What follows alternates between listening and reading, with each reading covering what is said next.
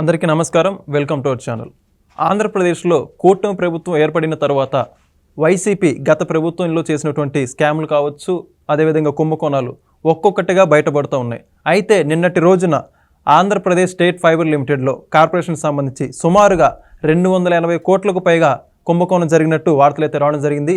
అయితే ఈ యొక్క స్కామ్ గురించి విశ్లేషణ ఇవ్వడానికి మనతో ఉన్నారు సీనియర్ జర్నలిస్ట్ కనకదుర్గ గారు. మేడం నమస్కారం అండి. నమస్తే అండి. మేడం, మీరు చూస్తే గతంలో వైసీపీ ప్రభుత్వం చేసినటువంటి కుంభకోణాలన్నీ కూడా గడిచిన 60 రోజుల కూటమి పాలనలో ఎన్నో కుంభకోణాలు బయటికి రావడం జరిగింది.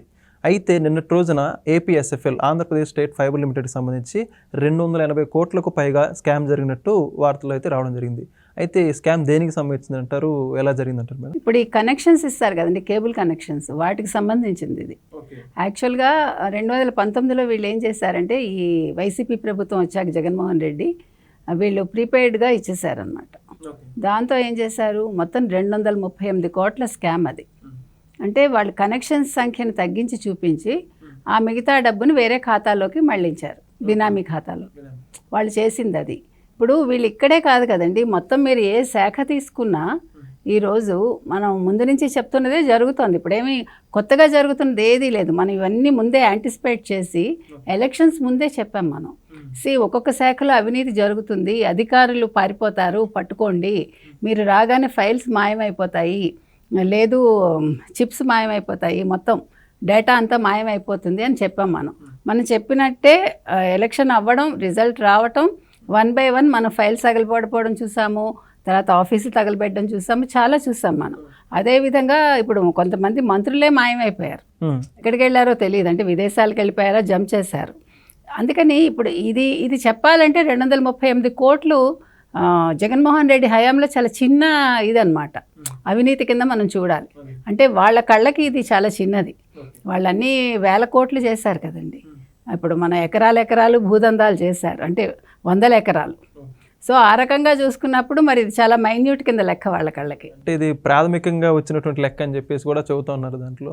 అదే, అంటే గుడిని మింగేవాడికి గుళ్ళో లింగం లెక్క అన్నట్టుగా ఉంది ఇది తీసుకుంటే మనం. సో ఇక్కడ ఏం జరిగిందంటే, మీరు తీసుకుంటే ఇప్పుడు 1,00,000 కనెక్షన్లు ఒక నెలకిటండి.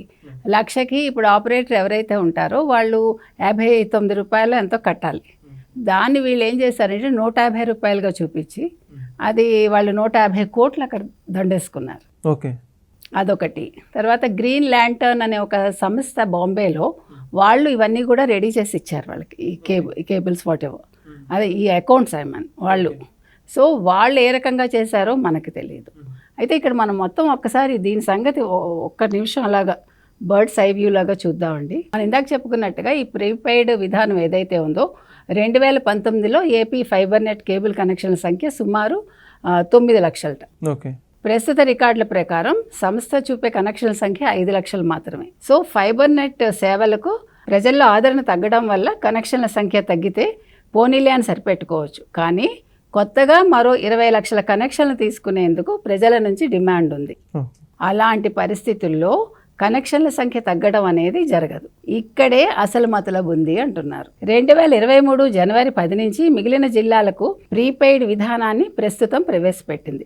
పోస్ట్ పెయిడ్ విధానం అమల్లో ఉన్నప్పుడు రాష్ట్ర వ్యాప్తంగా ఉన్న కేబుల్ ఆపరేటర్లు ప్రతి నెల బిల్లు మొత్తాన్ని తమ బ్యాంక్ ఖాతాలో జమ చేసేవాళ్ళు. సో ఇందాక మనం చెప్పుకున్నట్టుగా ఇప్పుడు ఈ ప్రతి నెల ఈ బిల్లుల్ని ఓ యాప్ ద్వారా వాళ్ళు చెల్లించాలన్న నిబంధన తీసుకొచ్చారు. అంటే ఈ యాప్ని తయారు చేసి ఇందాక మనం చెప్పినట్టు గ్రీన్ ల్యాంటర్న్ అనమాట. సో వాళ్ళు ఈ యాప్ను రూపొందించడం వల్ల వాళ్ళు అందులో ఏదో ఒక మతలబు ఉందన్నమాట. సో మనం అది చూడాలి ఇక్కడ. సో అప్పటి నుంచి ఇప్పుడు వీళ్ళు ఏం చేశారంటే మొత్తం ఇప్పుడు సంఖ్య తగ్గించి ఆ మేరకు 4 లక్షల కనెక్షన్లకి వీళ్ళు మొత్తం నెల బిల్లుల కింద వసూలయ్యే మొత్తాన్ని బినామీ ఖాతాకి పంపించారు, ఇందాక మనం చెప్పుకున్నది. సో ఇప్పుడు మీరు ఏ రకంగా మీరు దీన్ని గమనించారంటే, డిమాండ్ అయితే ఉంది, వీళ్ళు డిమాండ్ లేదని చూపించి డిమాండ్కి తగ్గట్టుగా సప్లై చేయకుండా వీళ్ళు సంఖ్య కుదించేసి 9 లక్షల కనెక్షన్లు అప్పటికే ఉన్నాయి 2019కి. ఉన్నదాన్ని వాళ్ళు 5 లక్షలుగా చూపించారు. అంటే 4 లక్షల కనెక్షన్స్కి వాళ్ళు మొత్తం ఏదైతే వస్తుందో దాన్ని వేరే బినామీ ఖాతాకి తరలించారు. ఇంకా 20 లక్షల మందికి వీళ్ళకి కావాలి. ఇందాక మనం చెప్పినట్టు పోస్ట్ పెయిడ్ది కాస్త ప్రీపెయిడ్ చేసేసారు.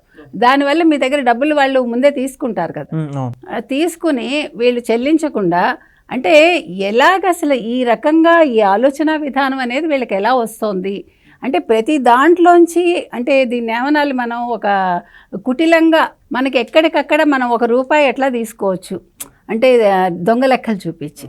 సో మీరు ఏది తీసుకోండి, వీళ్ళు చేసేవన్నీ అలాగే ఉంటున్నాయి.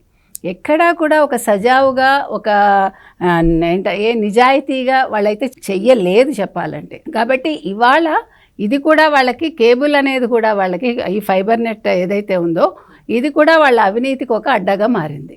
సో మరి ఈ రకంగా ఉన్నప్పుడు జగన్మోహన్ రెడ్డి వీటి మీద మాట్లాడకుండా యలహంకకి పారిపోయి ఎప్పుడో ఏదో ఎవరికో దెబ్బ తగిలింది లేకపోతే ఎవరో చచ్చిపోయారు అని ఒక సృష్టించి అక్కడి నుంచి ఫ్లైట్లో పరిగెట్టుకుని వచ్చి స్పెషల్ ఫ్లైట్లో ఆయన చేస్తున్న రాజకీయాలు చూస్తున్నాం మనం. నువ్వు శాసనసభకు వచ్చి వీటన్నింటి మీద బదులు చెప్పు. నువ్వు కేసు వేసావు సరే, ఆ కేసుకి వచ్చే రిప్లై ఏదైతే ఉందో, తీర్పు ఏదైతే ఉందో అది వచ్చే వరకు నువ్వు ఆగటం ఎందుకు? నువ్వు అవసరమైనప్పుడు రా, నిన్ను అడిగినప్పుడు లేదు నువ్వు ఒక రిజైండర్ ఇవ్వు, నిన్ను అడిగారు ఇప్పుడు వచ్చిందన్నారు, నువ్వు ఖండించు.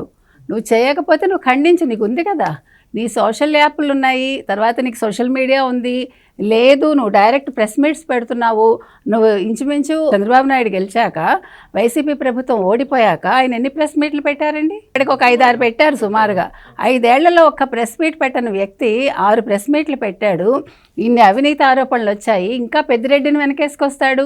పెద్దిరెడ్డి ఎప్పుడో చంద్రబాబు నాయుడిని కొట్టాట, ఈయన కొత్తగా ఒక కథ కల్పిస్తాడు. దానికి పెద్దిరెడ్డి కూడా మొన్న ఒక ఛానల్లో ఇంటర్వ్యూ ఇచ్చాడు. ఇచ్చి దాన్ని సమర్థించుకుంటున్నాడు, అవును నేను కొట్టాను అని. ఏది ఎవిడెన్స్ ఏది? మీరు మాటలు చెప్పేస్తే అయిపోతుందా? దేనికి చెప్తారు మాటలు అసలు? ఇప్పుడు వైసీపీ వాళ్ళ దగ్గర ఉన్నది అదే, వీళ్ళు లేని దాన్ని ఉన్నట్టు సృష్టిస్తారండి. ఉన్నదాన్ని వాళ్ళు మాయం చేయడానికి చూస్తారు, నిజాయితీగా ఉన్నదాన్ని మాయం చేస్తారు. లేనిదొక ఇప్పుడు మనకి తెలుసు కదా, ఇప్పుడు వీళ్ళు వస్తూ ఉంటారు బుడబుక్కల వాళ్ళు, ఇలాగ చేసేసి మాయా మంత్రాలు చేయొచ్చు అట్లా. లేదు ఇప్పుడు మనకి మెజిషియన్స్ వస్తారు, వాళ్ళు వచ్చి మనకి ఇలా అంటారు, అనగానే మనకి మాయమైపోతుంది అది. కనికట్టు లేనిది ఉన్నట్టు ఉన్నది లేనట్టుగా. ఇప్పుడు కనికట్టు కూడా చూస్తాం మనం. అట్లాగా వీళ్ళు కనికట్టు విద్యల్లో ఆరితేరు ఉన్నారు వైసీపీ వాళ్ళు. అంటే జగన్మోహన్ రెడ్డి ఫస్ట్ పదవిలోకి వచ్చాక నేర్చుకున్నది అది. ఆయనకు నేర్చుకున్న విషయం ఏంటంటే కనికట్టు విద్య. ఆ కనికట్టుని ప్రజల మీద ఉపయోగించి పథకాలు అన్నాడు, మీకు ఈ పథకాలు ఇస్తున్నానని ఒక కనికట్టు ఉపయోగించాడు, 2 బటన్స్ నొక్కమన్నాడు. కానీ వాళ్ళ మీద అది పని చేయలేదు అన్ఫార్చునేట్లీ. బెడ్స్ కొట్టింది. అంటే వాళ్ళు చాలా తెలివైన వాళ్ళు కష్టపడే మనస్తత్వం ఉన్న వాళ్ళు ఇవన్నీ పట్టించుకోరండి. మనం చెప్పాల్సింది అది. కాబట్టి మనం ఇప్పుడు ఇక్కడ చెప్పుకునేది ఏంటంటే జగన్మోహన్ రెడ్డి ఎన్ని అవినీతులు చేసినా అన్నీ బయటకు వస్తాయి. అంటే మీకు ఒక్కొక్క చేప బయటకు వస్తుంది. అవినీతి తిమింగలం ఇంకా పెద్దది ఉంటుంది. ఇప్పుడు చాలా తిమింగలాలు వచ్చాయి, మధ్య మధ్యలో చిన్న చిన్న చేపలు వస్తున్నాయి అన్నమాట. సో ఇదొక చిన్న చేప. ఇప్పుడు ఈ చేపకి ఆయన బదులు చెప్పాలి. ఓకే, ఈ యొక్క ఏపీఎస్ఎఫ్కి సంబంధించి కుంభకోణంలో ప్రధాన పాత్ర ఎవరు పోషించారని చెప్పుకోవాలి మేడం? అదే మధుసూదన్ రెడ్డి అంటున్నారు కదా. యాక్చువల్గా మధుసూదన్ రెడ్డి కాదు మనకు తెలిసి, యాక్చువల్గా చేసింది గౌతమ్ రెడ్డి. అయితే గౌతమ్ రెడ్డిని పక్కకు పెట్టి మధుసూదన్ రెడ్డి పేరు పైకి వచ్చింది. అంటే ఐఏఎస్ ఆఫీసర్ని తప్పించేశారు పక్కకి. మనం చెప్పాల్సింది అది. అతను చాలా మనకు తెలిసి ఏమేం చేశాడు అంత గతంలో కూడా. కాబట్టి చూసారా, ఇప్పుడు రెడ్లలోనే అంటే ఒక రెడ్డిని ఇరికించి ఒక రెడ్డిని తప్పించారు. మరి మధుసూదన్ రెడ్డి మీద ఏం కోపం ఉందో మనకు తెలియదు, అది త్వరలో బయటకు వస్తుంది మనకి. ధన్యవాదాలు మేడం. ధన్యవాదాలు. చూసారు కదండి, ఏపీఎస్ఎఫ్ స్కామ్ గురించి కనకదుర్గ మేడం అయితే ఒక చక్కటి విశ్లేషణ ఇవ్వడం అయితే జరిగింది. మరొక వీడియోతో మరొకసారి మీ ముందుకు వస్తాం. ధన్యవాదాలు.